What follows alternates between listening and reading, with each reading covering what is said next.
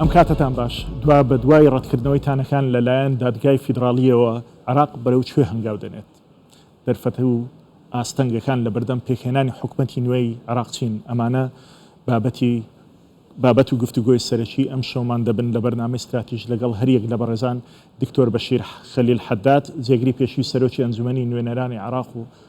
هەروەها دڵشاد عەبدوڕەحمان دکتۆر دڵشاد عەبدوڕەحمان شرۆڤەکاری سیاسی و هاوکات وەزیری پێشووتری پەروەردەی حکومەتی هەرێمی کوردستان لە سلەیمانیەوە لەگەڵمانە و بەڕێز دکتۆر تارق زبەیدی مامۆستای زانکۆ شرۆڤەکاری سیاسی کە بەڕێزیان نزیکە لە چوارچێوەی هەماهەنگی شیعەکان ئەویش لە بەغداوە لەگەڵمان دەبێت. دکتۆر بەشیر لە جەنابتەوە دەست پێ دەکەم بە دوای ڕەتکردنەوەی تانەکان لەلایەن دادگای فیدراالیەوە ئەمە مانای دانپێنان نییە بە دەرەنجامی هەڵبژاردنەکان لە ڕووی قانونیەوە؟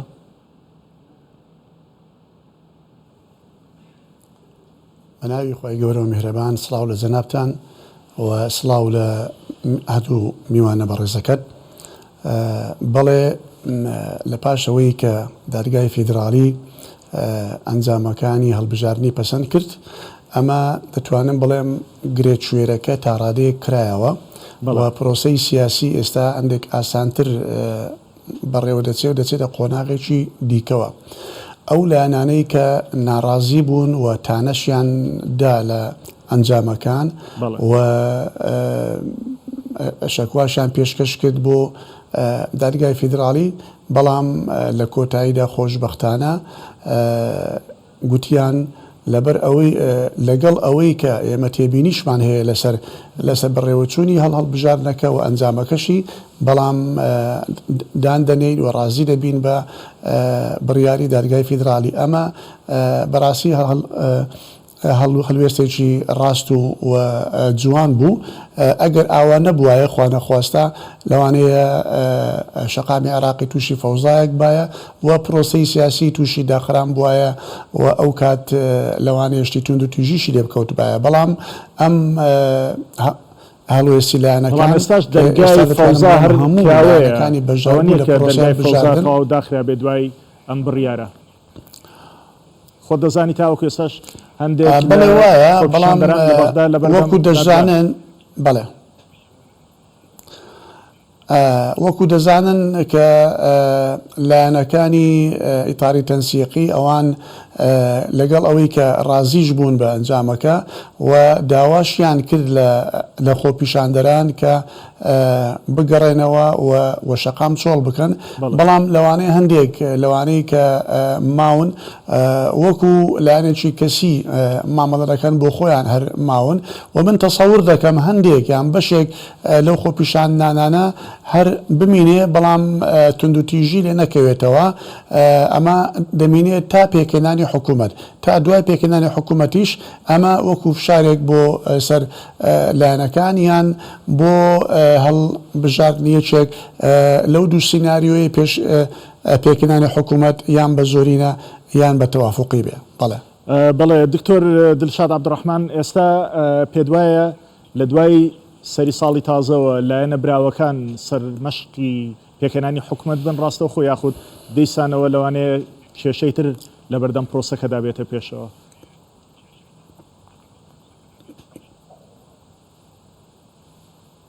بە میوانە بەڕێزەکان بێگومان دوای تەزدیقکردنی محکەمەی ئیتیحادی ئیتر ماوە دەستوریەکان کە دەستور ماوەی داناوە لە دوای 15 ڕۆژ پەرلەمانی عراق لەسەر داوای سەرۆکی کۆمار کۆب بێتەوە، ئیتر واتە ئەو سەقفە بەرەڵایی کە پێشتر هەبوو تا تەزدیقکردن نامێنێ، ئەبێ هەموو لایەک پابەندی سەقفێکی زەمەنی بن کە بەپێی دەستور دانراوە. بۆیە پێکهێنانی حکوومەتی تر هەمویان خەریکی ئەوە ئەبن و هەنگاوی یەکەمیش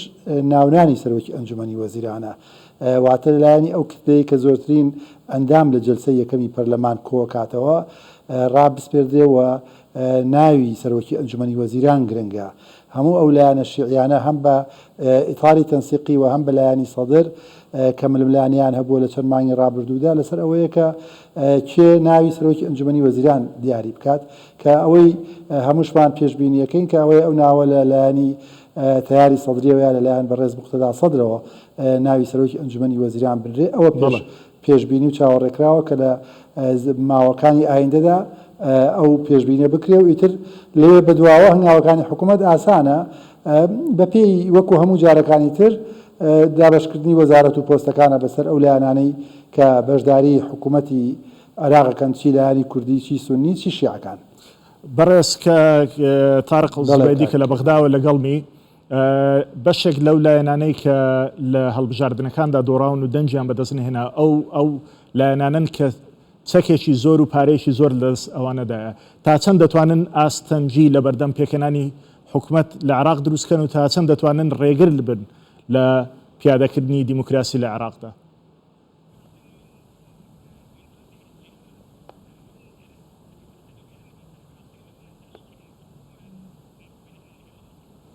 بسم الله الرحمن الرحیم. خۆی بەخشندە سڵاومانم بۆ دکتۆر دڵشاد و دکتۆر بەشیر و بۆ بینەرانی کەناڵی کوردستان میشتوسار سەبارەت بە پای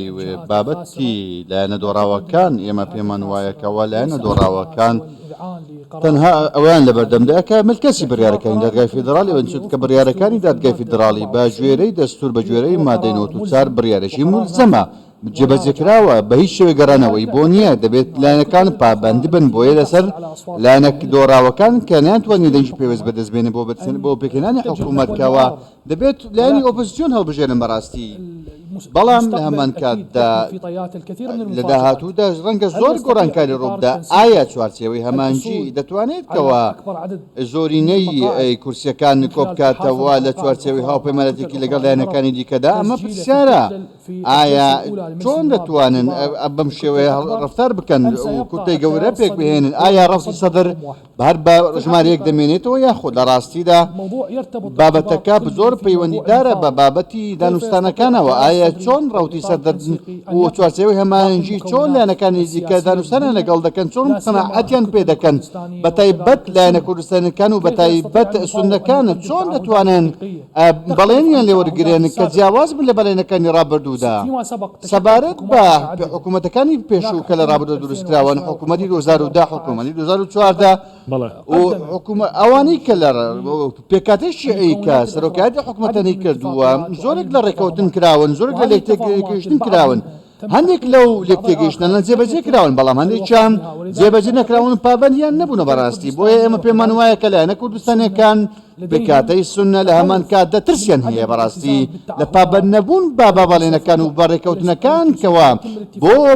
پێکەنانی حکوومەت واژۆ دەکرێن پێش پێکەنانی حکوومەت گەورەترین کێشەکە ڕوبەڕووی دەبینەوە ئێمە کاتێکەوە ڕێکەوتن دەکرێت پێش پێکەنانی حکوومەتە کە دەبینین ئەو پابەند نەبوونەیە کە دوای پێکەنانی حکوومەت کەس بە کەس نییە بەڕاستی ڕێکەوتن ناکرێت پابەندبوونیش نییە لە هەمان کاتدا. دکتۆر بەشیر دێمەوە لای جەنابەت دواتر قسە لەسەر پێکەنانی حکوومەت دەکەین و هەروە باز لەو هەنگاوانە دەکەین کە لەلایەن لایەنە براوەکان لە هەرێمی کوردستاندا هەن بۆ پێکەنانی حکوومەت لە بەغدا بەڵام بەر لەوە خۆ دەزانی ئەم هەڵبژاردنە پێشوەختە بوو لە عراق لەژێر فشاری شەقام بوو لە کاتێکدا تەنها 142 عراقیەکان دەنجیانداوە بۆ ئەم هەڵبژاردنە تا چەند پێ دوایە شەقام بە دەرەنجامەکان دڵخۆش بۆ هەروەها چۆن ئەم حکوومەتە لە ژێر ئەم هەموو قەیرانەدا کە دروست دەبێت دەتوانێت ماوەیەکی زۆریان لە ماوەی خۆی لە 4 ساڵی خۆی بەڕێ بکە بەبێ ئەوەی گرفتی تێبکەوێت.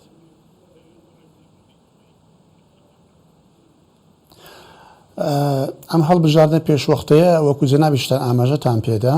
ئەمە یەک لە داواکاریەکانی شەقام بوو لە خۆپیشاندانەکانی تشتینی ساڵی 2019 بوو بۆ ئەوەی کە ئەوان لە کۆی پرۆسە سیاسیەکە ڕازی نەبوون لە کۆی ئەو لایەنە سیاسیانەی کە بەشدار بوون لە حکوومەت و لە حکوومەتەکەش ڕازی نەبوون و گۆڕانکاریەکی ڕیشەیی سەرتاسەریان دەویست بەڵام ئەو گۆڕانکاریانە ئەنجام نەدرا و هەروە داواشیان کرد کە ئەم حکوومەتە نەمێنێ و هەڵبژاردننی پێشوەختە ئەنجام بدرێ بەڵێ ئەم هەڵبژاردنە ئەنجام درا بەڵام ئایا وەکو ئەوان ویستیان وابوو من دەڵێم نەخێر تا ڕادەیەکی زۆر نەخێر ڕاستە ئێستا دەتوانین بڵێن ژمارەیەک لە کەسانی سربەخۆ هاتوونەتە ناو پەرلەمان و ژمارەیەکیش لە تشرینیەکان دیسان هاتوونەتە ناو پەرلەمان بەڵام ئەوە لە ئاستی چاوەڕوانی ئەواندا نەبوو ئەوان چاوەڕوانیان زیاتر بوو لەبەر ئەوە ئەو لایەنانەی کە ئەوان گلەیان لێ دەکرد ئێستا دیسان ئەو لایەنانەوە هەوڵی ئەوە دەدەن کە حکوومەت بەیەکەوە پێک بێنن ئەم حکوومەتە ئەگە طبعاً پێک دێ وەکو جنابی کاتی تۆ درشاد ئاماژەی پێدا کە ئێستا کاتی تەوقیتاتی دەستوریە ماوە دەستوریەکان ئەگەر وەکو خۆی جێبەجێ بکرێ و تاخیر نەکرێ و کێشە دروست نەکرێ لە پێشیان بەلای کەمەوە 3 مانجی دەوێ چونکە ئێستا ئەو ماوە دەستوریانە 2 15 ڕۆژی تایە و 2 30 ڕۆژیشی تایە کە دەکات 3 مانگ ئەمە ئەگەر حکوومەتەکە بە شێوەیەکی ئاسایی پێکات ئەمە ئەگەر ئەم حکوومەتە بە ڕەزامەندی هەموو لا پێک نەهات یان لایانی بەرامبەر بە ڕەزامەندی خۆی ئۆپۆزیسیۆن بوونی هەڵ نەبژارد ئەوە دیسان هەر یەک لەو دوو لایەنە چ لایەنی تەیاری سەدری چ لایەنی چوارچەوەی هەماهەنگی هەردوو لا دەتوانن حکوومەتی لایەنەکەی دیکە بڕوخێنن یان فەشەلی پێبێنن لە ماوەیەکی کووردا بۆ نمونە یعنی ئەگەر تەیاری سەدری بێتە معارەزە هەوڵ دەدا کەوا حکوومەتەکەی کە ئیطار تەنسیقی پێچی بێنێ زیاتر لە ساڵێک یان کەمتر لە ساڵێک دەیروخێنێ و هەروەها بە پێچەوانش ئەمە ڕاستە بۆیە پێویست بەوە دەکا ئەمڕۆ ئێمە دەڵێن پرۆسەی دیموکراسی ڕاستەقینە پێویست بەوە دەکا زۆرینە حکوومەت بێنێ و ئەوانی تر ببنەوە پۆزیسیۆن بەڵام ئەمە واقعی ئەمڕۆی عێراق ئەمە قبول ناکە هێشتا وشیاری دیموکراسی و ممارەسەی دیموکراسی بە شێوەیەکی دروست چ لەسەر ئەرزی واقع چ لە پرۆسەی سیاسیدا لە عێراقدا لە هزر و بیری سیاسەکاندا چەکەرەی نەکردووە بۆ ئەوەی ڕازی بن بەوە کە 4 ساڵ لایەنێک حکوم بکە بەڵام لایەنەکانی دیکە ئۆپۆزیسیۆن من نەخێر هەموو لایەنەکان دەیانەوێت بەشدار بن لە هەڵبژاردنەکان و هەموو لایەنەکانیش دەیانەوێت بەشدار بن لە حکوومەتدا ئێکەواتە ئەگەر ئاوا بێ یعنی هەموو لایەنەکان بەشی خۆی بێ لە حکوومەت بۆ هەڵبژاردن دەکرێت ئەسڵان و هەڵبژاردن نەکرێت ئەو پارێزە بەلا حەسرف دەکرێت و ئەو هەموو خۆپشاندان و بیرە بەدە خەسارتانە نزیکەی 1000 کەس دەکوژرێ و 20,000 کەس بریندار دەبێ بۆیە من تەوەقع دەکەم کە نە زۆرینەیەکی نیشتیمانی بێ نەتەوافقی بێ لە نێو هەردووچیاندا ڕێگایکی سەیەم سیناریۆی سەیەم هەڵدەبژێرە ئەویش بە زۆرینەیەکی تەوافقی ئەغلبیەکی تەوافقی کە هەردوو لا پێی ڕازی بن جا لەوانەیە ئەم حکوومەتە لە هەردوو لا پێک بێ بەڵام کەمێک لەلایەنەکانیش دەمینێنەوە بۆ ئەوەی ببنە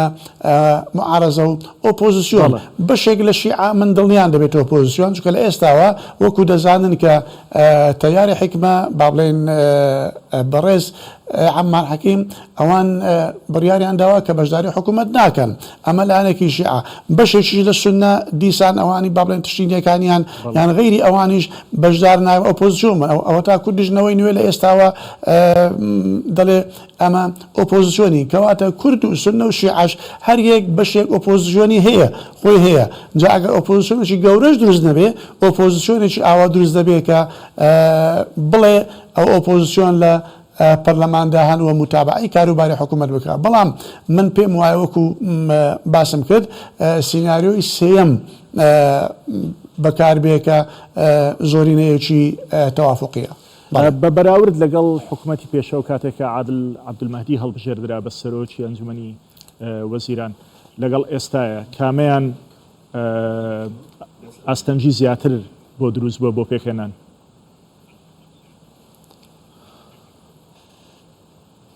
والله ئەو حکوومەتەش خۆ بەدوور نییە لەوەی کە ئاستەنجی لە پێش دروست بێ ینی من تەوەقع ناکەم لە کاتی دەستوری خۆیدا ئەمە دروست بێ بۆیە ئەوەش لەوانەیە کێشەی زۆر بوێ لەوانەیە دیسان هەمان سیناریۆی کازمی دروست بێ کە چەندین کەس ڕابسپێڕێن بۆ حکوومەت بەڵام لە کۆتاییدا پێیان تەشکیل نەکرێ و داوای لێبوردن بکەن و کەسێکی دیکە ئەو جارەت تشکیل بکرێ بۆی ئەمەش دوور نییە بەڵام دواکەوتنی پێکەنانی حکوومەت بە هیچ شێوەیەک لە بەرژەوەندی لایەنەکان نییە و لە بەرژەوەندی شەقامی عراقی نییە و لە بەرژەوەندی کوردیش نییە چونکە بەڕاستی ئێستا گەندەڵیەکی زۆر با بڵێن هەیکەلیەتی ئیداری و وەزارەت و با بڵێن دەوڵەتی عێراقی گرتووەتەوە بازاری گرتووەتەوە پێویست بۆ دەکات بە زووترین کات حکوومەتەکە پێک بێ و دەست بە چاکسازیەک بکە و ئۆپۆزیسیۆنێکی کاراش هەبێ بۆ ئەوەی مەلەفات و دۆسیەکانی گەندەڵی ئاشکرا بکات. دکتۆر دڵشاد بە پێ قسەکانی بەڕێز دکتۆر بەشیر هەموو لایەنەکان دایانێ لە حکومەتدا بەشدار بن کەم حکوومەتەش جێگای هەمووی نابێتەوە ئەمە یەک دوو ئاستەنگ زۆرە لە بەردەم دروستکردنی حکومەت لێرەدا پرسیارێکی گرنگ دێتە پێشەوە و پرسیارێکە پێشتر لە بەڕێز دکتۆر تارقم کرد لە تۆشی دەکەمەوە بەشێکی زۆر لەوانەی کە جێگایان لەناو حکومەت نابێتەوە ئەوانن کە چەکێکی زۆر و پارێکی زۆر لە بەردەستیاندا لە هەندێک لە لایەنەکانی حەشدی شعبی ئەمانە تا چەند دەتوانن قەیرانێکی گەورە لە عراقدا دروست بکەن کە هەندێک جار لە سوۆشال میدیاکانەوە دەبیستین چۆن هەڕەشە دەکەن ئەمانە دەتوانن چی بکەن ئەگەر لە حاڵەتێکدا بەشداریان پێ نەکرا لە حکومەتدا. لە ڕاستیە خۆی لە خۆیان ئەو فشارەی کردیانە سەر دادگای دەستوری بۆ ئەوەی لەژێر فشارە دان بە ئەنجامەکانی هەڵبژاردنە نەنرێ و بەڵام شکستیان هێنا لەو فشارانە و دادگا بڕیاری خۆیدا کە ئەوە خاڵێکی زۆر پۆزتیڤە بۆ سیستەمی دادوەری عراق ئەمە خاڵێکە کە پێمان ئەڵێ ئەو لایەنانە لە ئایندەشە لە حقیقەتە ئەگەر کێشەش دروست بکەن ناتوان ببنە ڕێگرێکی واکە حکوومەت پێگنەیە و بیریشمان نەچێ ئەوەی کە وەکو جاری پێشوش وتم ڕەوتی سەدر ئەگەری پێکێنانی حکوومەت لای ڕەوتی سەدرە و بەڕێز مقتەدا سەدر خۆشی ڤیتۆی لەسەر ئەو لایەنانە نییە کە ئێستا ئێمە یان خەڵکی تر یان چاودێرەکان لیانە ترسن کە بە کوردەکەی بڵێن زوربیان لەژێر عەبای ڕەوتی سەدرەوە دەرچوون و ئێستا هێزی چەکداری ترن بەڵکو ڕەوتی سەدر تەنها ئەگەر جۆرە ڤیتۆیەکی هەبێ لەسەر مالکی هەیەتی و ئیثاری تەنسیقیش ئەوانە نە هاوپەیمانن نەکتلەن بەڵکو وەکو خۆشیان ئەڵێن تەنها ئیثارێکن چوارچێوەیەکن بۆ هەماهەنگی لەبەرەوە ئەگەری لێکترازانی ئەوانیش زۆرە و بەشداری پێکردنی ئەو لایەنانەی کە ئێستا هێزی چەکداریان هەیە و خەڵک ئەترسرەیە کە جۆرێک هەڕەشە بن زۆر ئاساییە کە سەدر بەشداریان پێ بکات لە حکوومەت و لە کێکی دەسەڵات لە عێراقا بەشدار بن بۆیە هەموو سیناریۆکان لە ڕاستیە ئەگەری جێبەجێکردنیان هەیە بەڵام زۆرترین سیناریۆ کە ئەگەری جێبەجێکردنی هەیە ئەوەی کاک دکتۆر بەشیر ناوی زۆرینەی تەوافقی خۆی لە خۆیدا هەر ئەوەیە کە بەڕێز مقتەدا سەدر لە یەکەم ڕۆژەوە ئەڵێ زۆرینەی نیشتیمانی بەڵام ئەم زۆرینە نیشتیمانیە ئەکرێ بە سەدر کتەی سەدر کورد سونە لەگەڵ بەشێک لە ئیثاری تەنسیقی کە وەکو وتم بەشێک لە ئیثاری تەنسیقی زۆر ئاساییە هەم بەلای ڕەوتی سەدرەوە هەم بەلای خۆشیانەوە کە بەشدار بن لە حکوومەتەوە بە تاکید بەشداریشە بن بەو کاتە ئەتوانرێ بڵین بەشێک لە ئیثاری تەنسیقی ئەمێنێتەوە کە لە دەرەوەی حکوومەتیش بێ ئەو ئاستەنگە لە شەقامە یان لە ئایندە ناتوانێت دروستکە و بیریشمان نەچێ زۆر جار هۆکارەکانی دەرەوەی عێراق فاکتەرێک بوون بۆ دروستکردنی تەنگژە کە بە کوردی بە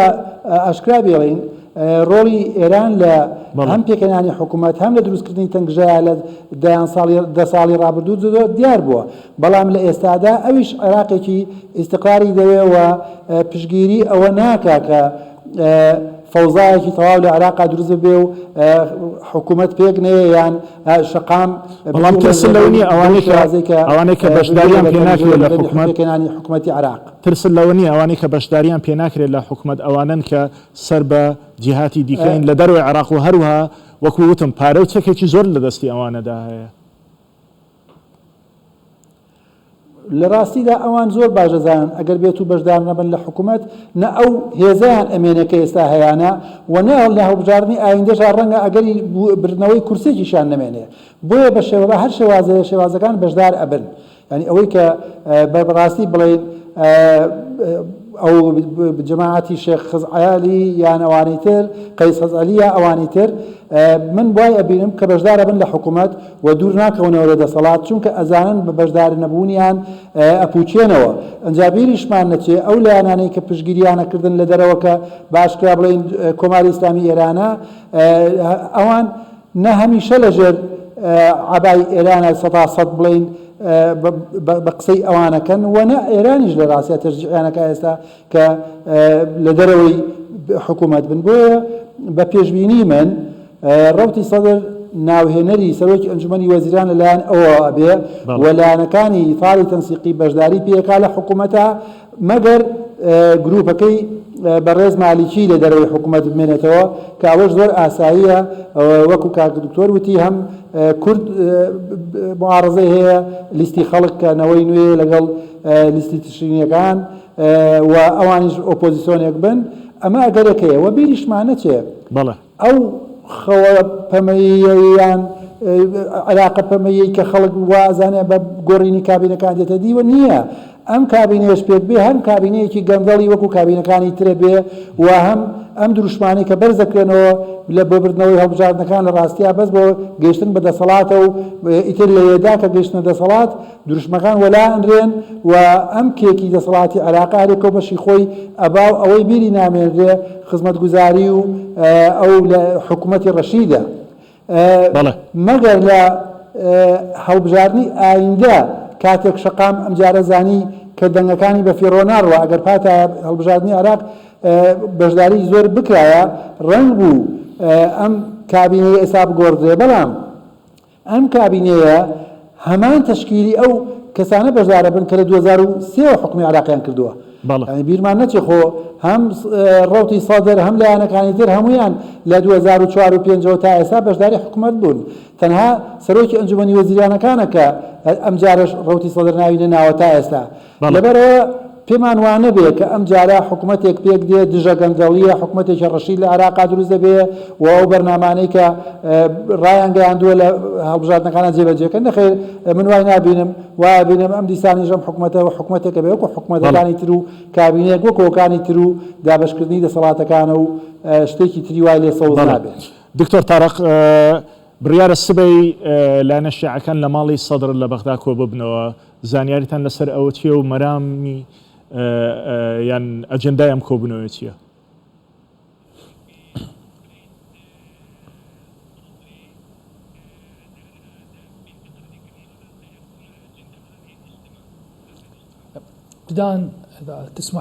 ئەگەر زیاتر خاڵێکی پێش کۆبوونەوە کە باسکەم خاڵێک دەمێ ڕوونکەمەوە کێشەی سەرەکی پرۆسی سیاسی لە عێراقدا بە خۆی لە خۆیدا بریتە لە دەرهاوشتەکانی هەڵبژاردن بریتە لە نەبوونی متمانە لە نێوان لایەنەکاندا لە نێوان ڕەوتی سەدری و توارچەوی هەماهەنگینی ئەمە خاڵی سەرەکیە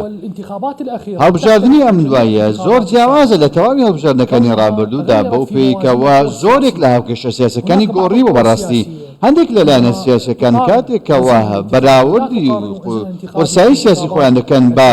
هەڵبژاردنەکانەوە بەم شێوەیە بەراورد ناکەن لەگەڵ هەڵبژاردننی 2006 و 2014ەوە هەمیشە جەخت لەسەر ئەوە دەکەنەوە بە هەڵبژاردننی 2010ەوە قورسایی خۆیان دەپێون بۆیە ئەم لایەنە سیاسیانە کە ناڕازین کوسکاڵان تۆمار کردووە هەر لە سەرەتاوە تانیان تۆمار کردووە تا ئێستاشکە ناڕزاییان هەیە پێیان وایە کەەوە ئێستەخاقی هەڵبژاردننی ئەوان کە دەبێت زۆرێک لە ژمارە بێت بۆیە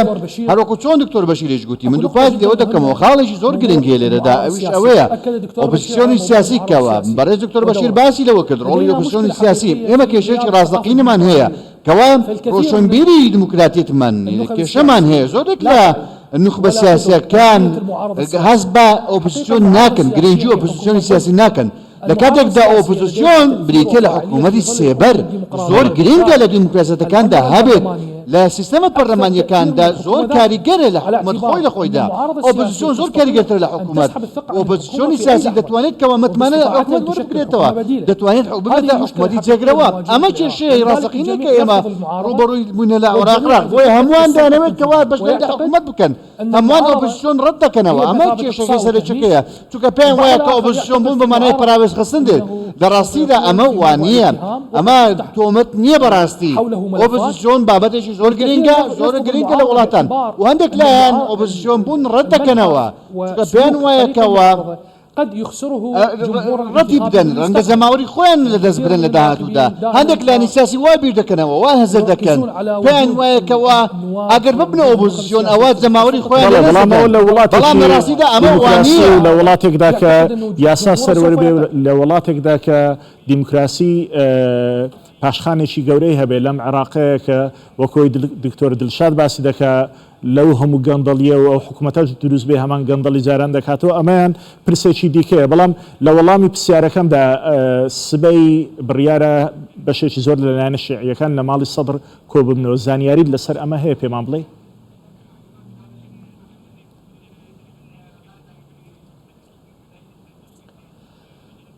سمعنا بەڵێ من خلال وسائل الاعلام لا دەستگای دەستگەکانی ڕاگەاندنەوە کە ڕوون کراوەتەوە کەەوە کۆبوونەوەیکی چاوەڕوانکران هەیە لە ماڵی مقتەدا سەدر لە حەنانە لە نانجەفی پیرۆز لەگەڵ ڕەوتی سەدر کۆبوونەوەکە دەکرێت بەڵام چوارچێوەی هەماهەنگی بەشێوەی بە تەواوی ناچێت بەشێکی چوارچێوەی هەماهەنگی دەچێت بە تایبەت بەڕێز هادی عامری هەروەها بەشێکی لایەنەکانی دیکە پێمان وایە کەوا بەڕێز مالیکی ناچێت ئەم شاندە نابێت بەڕاستی لەنێو ئامادەوانی کۆبوونەوەکە نابێت ئەمەش بەڵگەیشی زۆر ڕووناکەوە تاوەکو ئێستا کۆدەنجێک لە نێوە چوارچێوەی هەماهەنگی نییە لە نێو گفتوگۆکاندا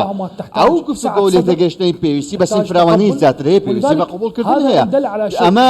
دەخلێسەدا و شتێک دەکاتەوە ئەویشی ئەوەیەکەوە پێمان وایە کە حکوومەتی داهاتوو حکوومەتێکی تاوافقی دەبێت بەشێکی ڕێژەیی بەشێکی ڕەها نابێت بەشێکی چوارچێوەی هەماهەنگی بەشداری دەکات لەگەڵ حکوومەتی داهاتوودا لەگەڵ ڕەوتی سەدر بەشدار دەبێت بەڵێ دکتۆر بەشیر ئەم گەندەڵ ئەم کابینێش یان ئەم حکوومەتەش هەر گەندەڵ دەبێ وەکو حکوومەتەکانی پێش و هەمان قەیرانانەی کە هەن لەوانەیە زیاتر ببم ئەو کێشە هەڵپەسراوانەی کە لە نێوان لایەنەکانی عراقیدا هەیە هەر لەوانەیە وا بمێنێتەوە لەوانەیە بەرەو خراپتریش بڕوا بەپێی لەکدانەوەمە بۆ قسەکانی بەڕێز دکتۆر دڵشاد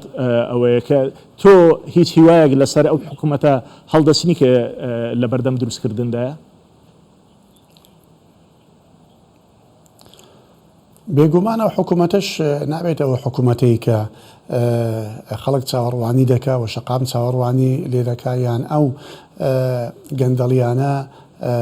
ڕێشە چێژ بکە و پرۆسەیەکی چاکسازی گشتگیر دەست پێ بکە بێگومان ئەوە نابێت چونکە ئەگەر بشکە پێی ناکرێ لەبەر ئەوە زۆربەی ئەو لانانەی کەوا تۆمەتبارن بە گەندەڵیەکە یان ئەو کەسانەی کە کاتی خۆی لە پۆستدا بوون لە کارەکانیان لەگەڵ گەندەڵیان ئەنجام داوە ئێستا لە نێو ئەو لایەنانە لە نێو حزبەکاندا خۆیان حەشار داوە و هیچ دوور نییە دیسان ئەم حزبانە بیان هینەوە سەرکار چ لە وەزارەت بیت چ لە شوێنە حەساسەکان بێ بۆیە بەڕاستی ئەو کات دەگوترێ کە لەوانەیە ئەمەلێک هیوایە کە بێ بە دەستکردن بە چاکسازی بە پرۆسەکە ویش ئەوە بێ کە ئەو لایەنانەی کە لە 2023 تاکو ئێستا لە عێراق حکومان کرد ئەو لایەنانە هیچێکی نەبن هیچێکی نەبن خەڵکانێکی تازە لایەنی تازە بێن عێراق بگرن حکمی عێراق بگرنە دەست و ئەوەی ئەوان خراپیان کرد و ئەوان چاچیان بکەنەوە و ئەو هەموو سامانە بەهادەر دراوانەی چ لە ناوخۆ چ لە دەرەوەی وڵاتە بیگەڕێنەوە و کەسەکان بدەنە دادگا و بە شێوەیەکی دادپەروەرانە ئەو مامەڵەیە بکەن ئەمە نەلەو حکوومەتە نەلەوەی دارێش ڕەچاو ناکرێت بەلای کەم تا یعنی لە ماوەیەکی نزیکیشدا ئەمە چاوەڕوان ناکرێت لە بارودۆخی عێراق لەبەر ئەوە بارودۆخی عێراق ینی هەمووی هەر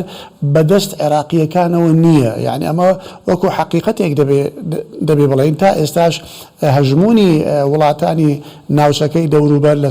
لەسەر پرۆسی سیاسی عێراقدا هەیە لەبەر ئەوە ئەمان هەمویان لە بەرژەوەندی خۆیان دەگەڕێن و کەسیان هەیە لایەنیان هەیە کەوا بەرژەوەندەکانی ئەوان دەپارێزێ و کار بۆ ئەوان دەکات لەبەر ئەوە نەخێر منیش گەشتبین نیم لەوە کە ئەو حکوومەتە بێ چ لە ڕوتی سەدر بێ چ لە چوارچەوەی هەماهەنگی بێ بتوانێت ئەوە بێ کە هیوای خەڵکەکە بێنێتە دی. بەڵێ دکتۆر دڵشاد بێمە لای جەنابەت باس لەلایەنی دەرەکی دەکرێت خۆمان دەزانین ئەوانەی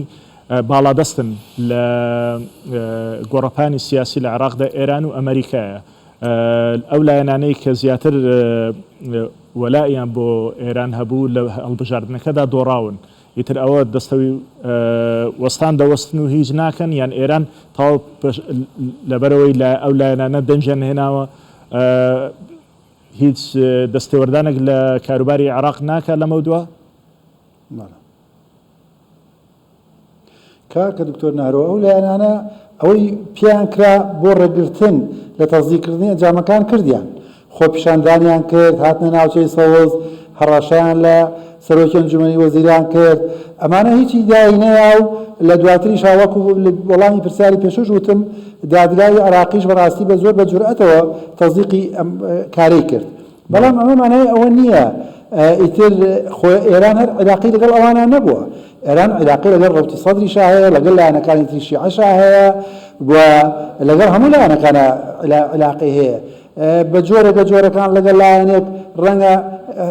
باشتر بێ پەیوەندیەکە یا هەندێک ئەرکی پێدا بن ئەمە مانای ئەوە نییە کە ئیتر ئێران دەستی لە عێراق بڕێ لەبەرەوەی ئەوان لە حکوومەتا بەشدار نابن و هەرچەنە وەکو عەرزم کردی ئەو لایەنانەی کە بە وەلایی ناسراون سەر بە ئێرانن لە هەم لە ڕووی چەکداریەوە پشتگیری کراون هەم لە ڕووی مالیەوە من ئەگەرێکی زۆر ئەبینم کە ئەوانە بەشداری حکومەت دەکەن ئەوانە لەو بەشە ئەبن لە ئیثاری تەنسیقی کە لەگەڵ سەدرا هیچ کێشەیان نییە و بەشداری حکومەت دەکەن چونکە خۆ ئەگەر بەشدار نەبن کاکە دکتۆر نارۆ ئەم وەک جەنابیشت باست کرد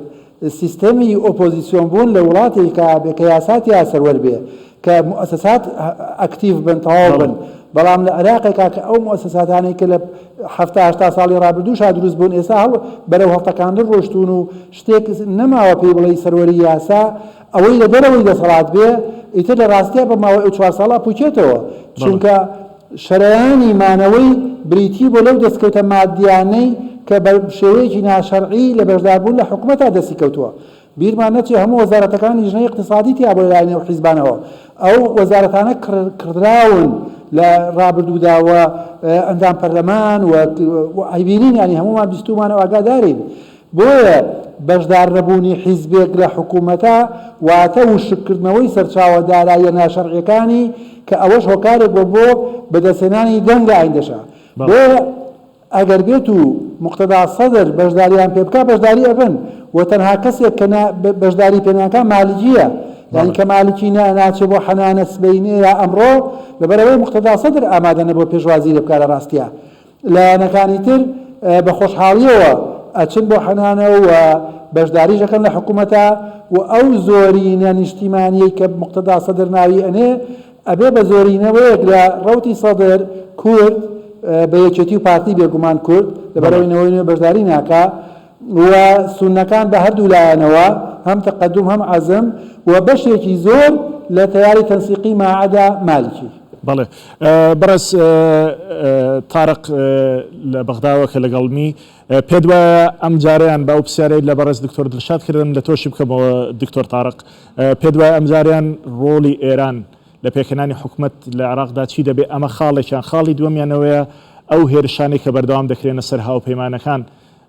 کە بەشێکی زۆر لە چاودێران پیان وایە ئێرانیەکان دەستیان تێدا هەیە ئەمە هەر بەردەوام دەبێت؟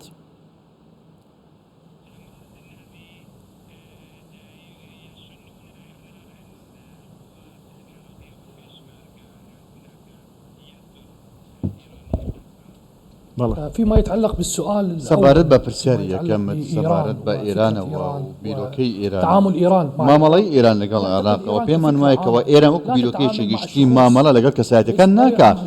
کەسایەتەکان بۆ ئێران گرینی بەڵکو لایەنەکان گرنگن ئەوەی کە گرنگە پرۆژەکەی خۆیەتی لە داهاتوودا لە بەشودەکانی خۆیدا دەگەڕێت هەروەکو چۆن وڵاتانی دیکەش بە هەمان شت دەکەن لە تەواوی با وڵاتانیشدا ئەمە شتێکی زۆر سروشتیە کە تۆ بە دوای بەرژەوەندەکانی خۆتدا بگەڕێ بەڵام وە پێویست دەکاتکەوە ئەم بەرژەوەندیانە نابێت کە لەگەڵ دژی بەرژەوەندیەکانی عراقیش بێ لەمان کاتدا دکتۆر دڵشاد کە باسی لە هەمان کات دەمێوانەکان باسی کێشەی ڕاستەقینەی عراقیان کرد بە تایبەت پرسی گەندەڵیان کرد کە هۆکارێکی زۆر سەرەکیە لە بۆ دەسوەردانی دەرەچی بە تایبەت دەسوەردانی ئێرانی لە عراقدا ڕاستیدا گەندەڵی لە عراقدا چارەسەر ناکرێت گەندەڵی تەنها دەبێت سێ کۆڵەگەی سەرەکی هەبێت بەبێ ئەم بوونی ئەم سێ کۆڵەشگانە ناتوانین کەوا ئێمە پرسی گەندەڵی چارەسەر بکەین و دەسوەردانی ڕێگری لە دەسوەردانی دەرەچ بکەین ئەم سێ خاڵە سێ کۆڵەگانە پێویستی حکوومەتێکی بەهێز لەگەڵ بوونی حکوومەتێکی لاواز دۆخەکە هەر بم شێوەیە دەمێنێتەوە ئەمە خاڵی یەکەم خاڵی دووەم پێویستی بوونی یاسای زۆر بەهێز یاسای زۆر بەهێز کەوا سەرپێچی ئەوانی کە سەرپێچی دەکەن زەم بدە خاڵی سێم و کە زۆر گرنگە بریتە لە بینیە لایەنی زۆر کەسانی شایستە و زۆر پیشەیی بۆ ئەوەی کەوا کێشەی گەندەڵی چارەسەر بکەن و بەرەنگارە بۆ بنەوە سەبارەت بە هێرشەکانەوە کە تۆ باست کرد کە ئەو کێشانی کە لەم بارەوەدا هەم گەورەترین کە کێشەمە ڕوبەرە بینەوە بریتە لە لیژنەکانی دەکۆڵینەوە ئایا ئەو لیژنەکانی دەکۆڵینەوە چیان کردووە بە تایبەت ئەو هێرشەی کە لە ڕوبەڕووی بەڕێز ماڵی سەرۆکوەزیرانی عراق ڕوبەڕووکرایەوە بە ئامانجکرا تاوەکو ئێستا بینیمان ئەو لایەنە ئاشکرا نەکرا چێ بۆ ئەم هێرشەی ئەنجامدا ئایا چێ بۆ ئەم هێرشەیەکی چ لایەنێک بۆ ئەم هێرشەی ئەنجامدا لە کاتێکدا باڵاترین دەسەڵاتە عراق بە ئامانجکراوە سەیری هێرشەکان دیکە بکە چۆن سەیری هێرشەکان دەکەین بۆیە ئەم کێشانەی کە بوونیان هەیە لە بابەتی بۆردومان لەسەر هەرێمی کوردستان بێت لەسەر تەواوی ناوچەکانی دیکەی عراق بێت کێشەکە چارەسەرەکەی پەیوەستە بە بوونی حکوومەتێکی بەهێز لە عراقدا بوونی حکوومەتێکی بەهێز وا دەکاتکەوە ئەو جموزۆڵانە چارەسەر بکرێت و ئەو تاوانە ڕخراوەنە چارەسەر بکرێن و گەندەڵیش لە ناو ببان لە هەمان کاتدا بێگومان بەڵێ دکتۆر بەشیر بگەڕێنەوە هەرێمی کوردستان پێدەچێت لەو قەیرانە سیاسێکە لە عراقدا هەیە لەم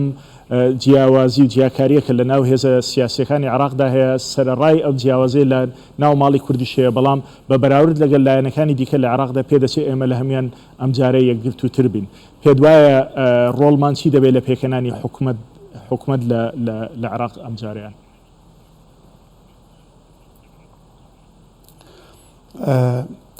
ئەزمموی ساڵانی ڕابردوو ئەومان پێ دەڵێ هەر کاتێک کورد لە بەغدا یەک هەڵوێست بوو بێ دەستکەوتی زیاتر وەدەستێناوە و توانیویەتی شەریکێکی حەقیقی بێ لە پرۆسی سیاسیدا بە پێچەوانەشەوە بە پەرت و بڵاوی و پەرتەوازەیەوە نەک دەستکەوتی زیاد نەکردووە لەوانەیە ئەوانی کە هێناوی شێش دەست لە دەستی داوە لەبەر ئەوە ئەم جارش وا پێویست دەکا کە کورد بە یەک هەڵوێستی بە یەک بەرنامە بچێتە بەغدا مامەڵە بکە بەهێزەوە مامەڵە بکە بەغدا کەسی بەهێزی دەوێت کە تا بتوانێت شەریکێکی حەقیقی بێ لە حکوومەتەکەدا بۆیە کوردیش پێویستە یەکەم جار نێوماڵی خۆی ڕێک بخا و یەک هەڵوێز بێ بە تایبەتی یەکێتی و پارتی ئەگەر ئەم لێک نزیک بوونەوەی ئێستا لەم دواییانەدا کە دەبینرێ لە ئەنجامی کۆبوونەوەکانی مەکتەب سیاسیەکانیان بەڕاستی ئەمە شتێکی دڵخۆشکەرە و خەڵک پێی خۆشە چونکە هەم ئەم لێک نزیک بوونەوەی یەکێتی و پارتی هەم ئارامیەک دەبەخشێتە هاوڵاتیانی هەرێمی کوردستان و هەم ڕۆڵیشیان لە بەغدا بەهێزتر و بە قووەت دەبێت ئەو کات گفتوگۆکانی حکوومەتی هەرێم لەگەڵ حکوومەتی بەغدا لەسەر ئەساسێکی بە قووەت و بە هێزەوە دەبێت بەڵام ئەو داخوازانەی کە هەم شەقامی کوردی هەیەی بمانەوێ ئەم داخوازانەی هەم شەقام هەیەی لە کوردستانە هەم ئەو داخوازیانەی سەرکردایەتی کورد و لایەنە سیاسەکان هەیەە تا چەند هیوات ینی هیوای ئەوەت هەیە ئەم جارەیان داخوازەکانی ئێمە لەلایەن لایەنە دەسەڵاتدارەکان لە بەغداوە جێبەجێ بکرێت ئەمە یعنی ڕاستە بەڕاستی وەکو جەنابی دکتۆر تاڕقیش ئاماژەی پێدا یعنی یەک لە کێشەکانی پرۆسی سیاسی عێراقی ئەوەیە کە متمانە لە نێوان لایەنەکاندا نەبوو و هەروە کێشەیەکی دیکەش ئەوەیە کە هەڵگەڕانەوە یان پەشیمان بوونەوە لە ڕێککەوتنەکان دەبینی لایەنە سیاسەکان ئەم ڕێککەوتنەی دەکەن بۆ بەیانی لە ڕێککەوتنەکەی خۆیان پەشیمان دەبنەوە بۆیە بەغدا لایەنە سیاسەکان لە زۆر لەو ڕێککەوتنانەی کە هەرێم لەگەڵ بەغدا کردوێتی لی پەشیمان دەبوونەوە ئەمە ڕاستە بەڵام ئەمە معنای ئەوە نییە یعنی کێشەکەی ئێمە هەمووی لە بەغدایە باوەڕ بکات چەندی لە بەغدایە ئەوەندیش لای خۆمانە لە هەرێمیش ئێمە بەڕاستی کێشەکەی هەندێک ئۆباڵەکە لەسەر خۆمانە ئێمە ئەگەر بە پەرتەوازەی بچین مامەڵە بکەین بە تەنها بچین مامەڵە لەگەڵ بەغدا بکەین بەغدا بە چاوێکی لاوازەوە تەماشا دەکات بۆیە ئەو شتێک کە دۆ دەتەوێت ناداتێ لەبەر ئەوە دەردی خۆمان لای خۆمانە بۆیە بیت وەکو دەڵێ نەزری موامەرە با ئێمە هەموو دەم لەبەر چاومان نەبێ هەندێک ئەسبابی مەوزوعی و ذاتی خۆمان هەیە بەکاری بێنین بۆیە ئێمە باجارێ لە خۆمان دەست پێ بکەین گۆڕانکاریەک بەسەر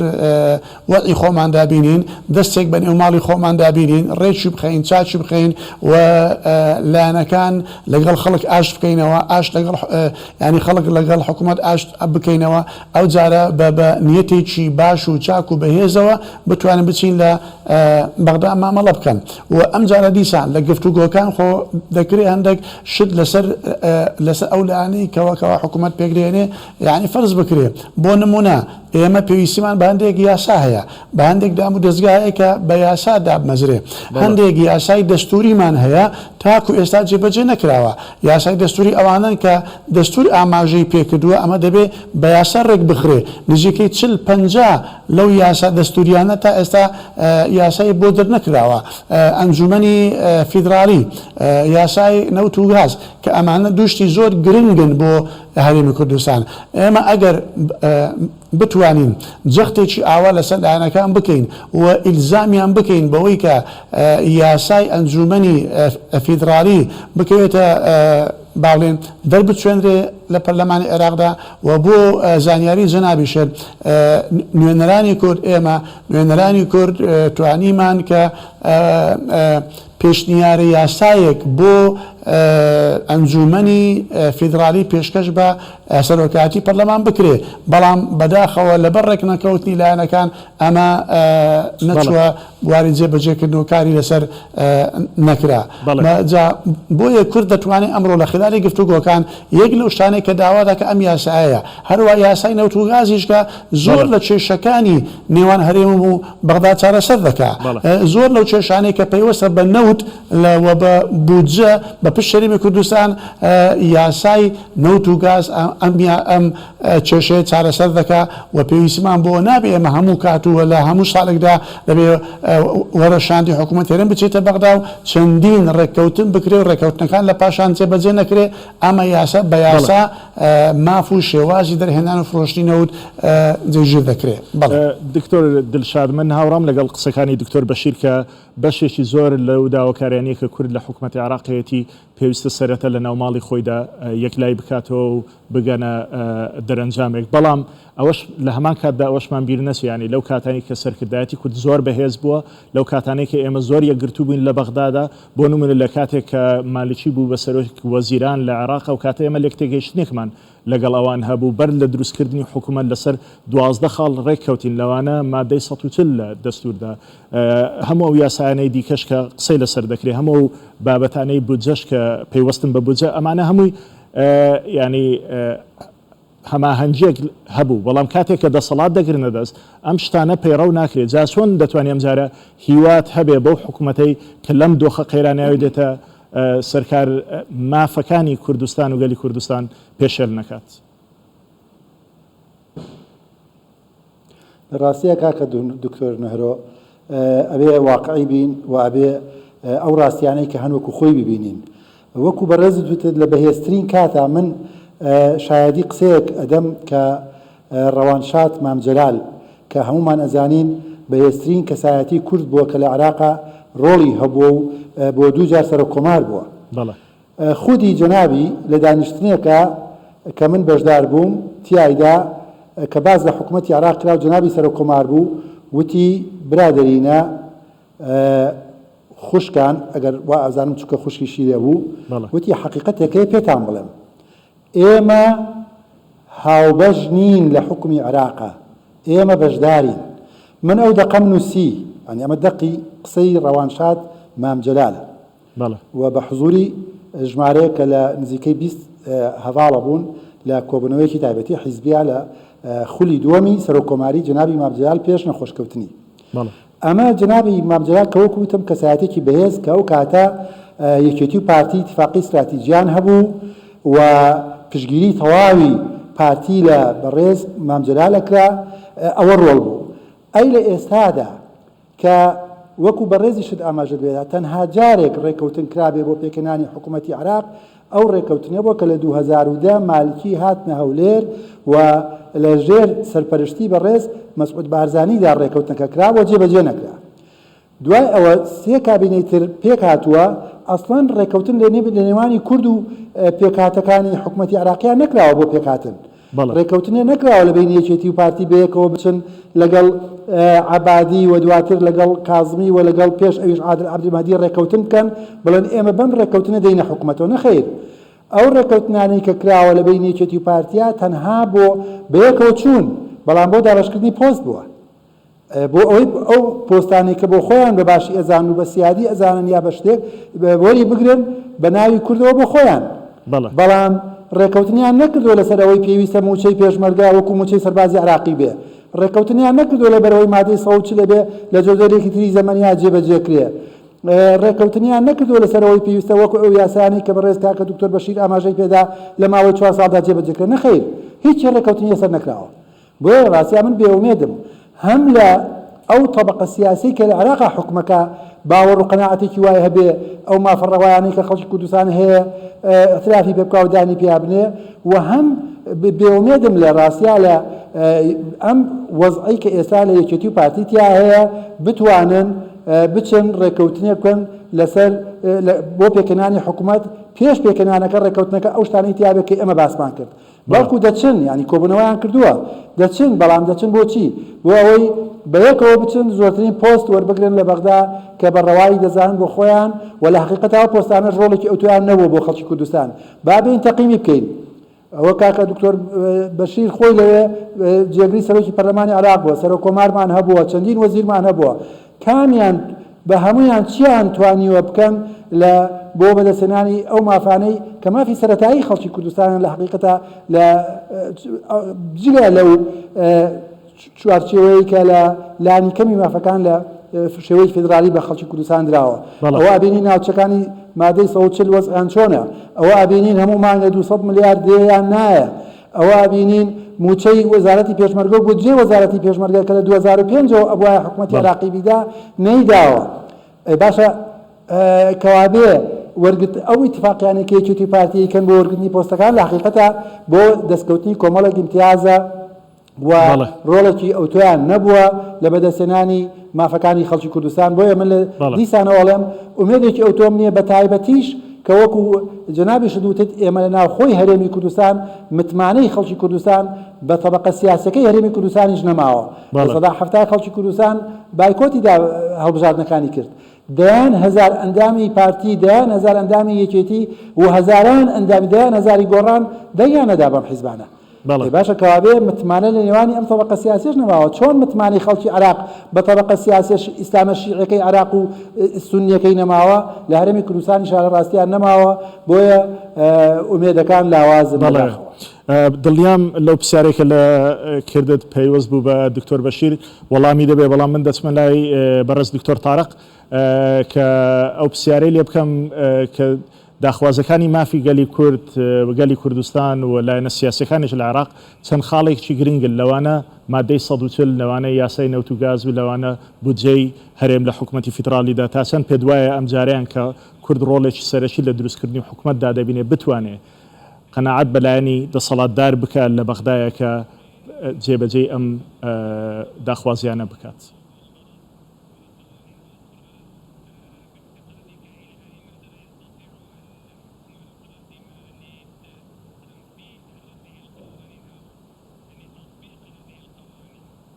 بسم الله الرحمن الرحيم حقيقة تنتظر بەڵێن خۆی بە شێدەی میهرەبان حکوومەتی داهاتوو زۆرێک دۆسیەی گوماناوی هەیە هەڵوەسراوی هەیە کە دەبێت چارەسەر بکرێن لەسەر خۆیان دەبەڕاستی هەندێک لەو کێشانی کە ڕۆبەڕۆی عراق دەبنەوە لە دوای ساڵ 2023 هەندێک لەو کێشانێکەوە تێدەپەڕێدرێن چارەسەر ناکرێن کەڵەکە دەبن لەسەر یەکتری کاتێکەوە ئەم کێشانە کەڵەکە دەبگومن کە دەبێت کێشێکی گەورە ئەو کاتە دەبین هەر خۆلیشی پەرلەمان دەبینین کێشێکی دیکە جێدە هێڵدرێ زۆرێک لە دۆسیەکان چارەسەر ناکرێن جێدە هێڵێن بەداخەشی زۆرەوە ئەم پرۆسەی کێڵەکەکردنی دۆسیەکان و چارەسەر نەکردیان وای کردووەکەوە چارەسەرکردنی کێشەکە زۆر قورسەر بکە بۆیە دەبینین کێشەکانیش قورسەر دەبن لە نێوان پێکاتەکانی شیعە کورد سوننا زۆرێک لە کێشە هەن لە نێوان سونە و شیعە و بەم شێوەیە تا کۆتایی بەتایبەت هەندێک لە بەرگەکان کە پەیوەستن بە حکوومەتی ناوەندی و حکوومەتی هەرێمی کوردستانەوە بابەتی یاسای نەوت و گاز و مادەی 140 و زۆرێک لە کێشەکانی دیکەشان کە پەیوەستن بەم بابەتەوە کە زۆرێک دەبێت لەو کێشانە چارەسەر بکرێنە ڕاستیدا ئەمە پەیوەندی بە داروستانەکانەوە هەیە بەڕاستی دانوستانی کوردی دانوستانی سونەکان دانوستانی شیعەکانەوە ئەو کەسی کە دانوستان دەکات دەبێت نەخشە ڕێگەیەکی زۆر ڕوون دابنێ بەڕاستی و ڕێکەوتنی زۆر ڕوون و ئاشکرا هەبێت کەوا پێشتر جێبەجێ نەکراوە لەلایەن دادگای فێدرالیەوە بەڕاستی دوای ئەوەی کا لەلایەن دادگای فێدرالیەوە پەسەند کرا ئەو لایەنانەی کەوە نوێنەرایەتی پێکاتەکان دەکەن خاڵەکان خۆیان بخەنە ڕوو ئەوەی کە پێوەستە بەلایانی کوردیەوە کە دەتوانن کەەوە هەند دۆشەکانی خۆیان بخەنە ڕوو بە تایبەت مادەی 140 و یاسای نەوت و گاز و بە هەمان شێوە پشتی بودجەیە بەڵام لەمان کاتا پێمان وایەکەوە کێشەی ڕاستەقینە لەم بابەتەدا بریتینیە لە بەرگەکانی بریتینیە لە بەرگەکانی ڕێکەوتن بریتینیە لە ناوەڕۆکی ڕێکەوتنەکان کێشە سەرچەکە بریتە لەوەی ئایا ئەم لایەنانە چۆن دەتوانن لە ئەرزی واقعدا ڕێکەوتنەکە جێبەجێ بکەن لە ئەرزی واقعدا ئەمە کێشەکە هەیە کە لە عێراق ئێمە ڕوبەڕووی دەبینەوە زۆرینەی ئەو ڕێکەوتنانی کەوا هەن لە ڕابردوودا پابەند نەبوو لایەنەکان جێبەجێیان نەکردووە بابەتی ڕێکەوتن و بابەتی پابەند هەروکۆ چۆن لە بیدایەتی بە بەنامەکەەوە باسم کرد تەنها مەبەستم لە حکوومەتی ناوەندی نیوە بەڵکو مەبەستم تەواوی لایەنەکان بووە تەواوی لایەنەکان لایەنی کوردی لایەنی سونی لایەنی شیعی لە ناوەندەوە خۆیان نزیوەتەوە لە ڕێکەوتنەکانەوە بەداخێکی زۆرەوە سەبارەت بە ڕێکەوتنەکانیان گرنگی پێداوە بەڵام دەبینین جێبەجێ نەکراوە دەبین تەنها گرنگی بە ڕێکەوتنەکان دەدرێت کاتی حکوومەت پێگرێنێت دواتر لەبی دەکرێت بەڕاستی دواتر دوا دەخرێت دوای 4 ساڵی داهاتوو دوا دەخرێت هەموو کێشانێکەوە لە عێراقدا هەم دەبین ئەو کێشانە چارەسەر ناکرێت ئەو کێشانە کەلەکە بوو دەکرێن کەلەکە دەکەبن ئێستا تۆپەکە لە گۆڕەپانی حکوومەتی داهاتوودایە حکوومەتی داهاتوو ئایا چی دەکە ئەگەر حکوومەتێکی بەهێز بێ حکوومەتێکی دیدگایەکی استراتیژی هەبێ و بەرنامەیەکی ڕوونی هەبێت تاوەکو ئێستا ئێمە نازانین ئایا بەرنامەی حکوومەتی داهاتوو چیە بەڕاستی ڕاستە ڕەوتی سەدر زۆرینەی کورسەکانی هێناوە لە ڕووی ژماری کورسەکانەوە بەڵام تاوەکو ئێستا دیدگای خۆی نییە ئایا بەرنامەی هەڵبژاردننی بەرنامەی حکومی چیە بۆیە تاوەکو ئێستا ئێمە نازانین بەڕاستی بەرنامەی حکوومەت بەرنامەی کوردەکان چیە بەرنامەی سونەکان چیە بەڕاستی بۆ پێکردنی حکوومەت تاوەکو ئێستا ئێمە نازانین بەڕاستی دیدگایەکی لە داواکاریەکان بەداخەوە کاتم نەماوە هەویرەکە ئاوچێشە و گفتوگۆی زیاتریشی پێویستە بەڵام دەرفەت نەماوە بۆ گفتوگۆی زیاتر لە کۆتاییدا زۆر سپاسی هەریەکە لە ئێوە بەڕێزان دکتۆر بەشیر حەداد جێگری پێشووی سەرۆکی ئەنجومەنی نوێنەرانی عێراق کە لە شەقڵاوە لەگەڵم بی بەڕێز دکتۆر دڵشاد عەبدوڕەحمان شرۆڤەکاری سیاسی و وەزیری پەروەردە پێشووی لە حکوومەتی هەرێم و هەروەها بەڕێز تارق زبەیدی کە مامۆستای زانکۆ و شرۆڤەکاری سیاسی لە بەغداوە لەگەڵم بووم زۆر سپاس بۆ ئێوەش و تا ئەڵقەدات و بەخواتان دەسپێرین.